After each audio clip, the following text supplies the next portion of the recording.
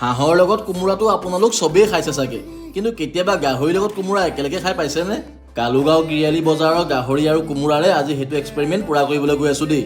অৱশ্যে এই ৰেচিপিটো তিয়কৰ পবিত্ৰ চুতীয়া নামৰ ভাইটি এটাৰ, মানে সিয়ে মই একেলগে বনাই খোৱা কথা আছিলে। পিছে সময় সুবিধাবোৰ নিমিলাৰ ফলত আজি তাৰে নাম লৈ পিনি মই এই কৰ্মভাগ কৰি পেলাইছোঁ। হ'লেও কিন্তু অকলে নহয় দেই, টপাকাই আহি পাবহি অলপ পাছত। মানে যা যোগাৰখিনিতো সিয়ে কৰিছিলে, বনাইছোহে খালি মই। পিঁয়াজ নহৰু আদা দি পিনি গাহৰিখিনি অকণমান ফ্ৰাই কৰাৰ পাছতে কোমোৰাখিনি তাত দি দিব আৰু যিমান পাৰে ঢাকনাখন মাৰি ভাপতে সিজাবলৈ চেষ্টা কৰিব। আৰু এইফালে মই নাম লৈছিলোঁহে চৈতান আহি হাজিৰ, মানে আমাৰ টপাকায়ো আহি পালে। মই পিছে গাহৰি বনালে মা মছলা একদমেই এভইড কৰোঁ, মানে যিমান পাৰোঁ ন কম দিবলৈ চেষ্টা কৰোঁ। কোমোৰাখিনি অলপমান সিজাৰ পাছতে বনাই থোৱা বিলাহী পেষ্টখিনি ওপৰতে দি পিনি তিলৰ গুড়ি অকণমান ছটিয়াই দিছোঁ। পানী পিছে একদমেই এভইড কৰিছোঁ দেই আজি।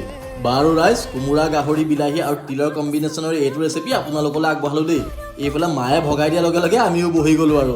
পবিত্ৰ চুতীয়া, তই কিন্তু সঁচাকৈ মিছ কৰিলি দেই।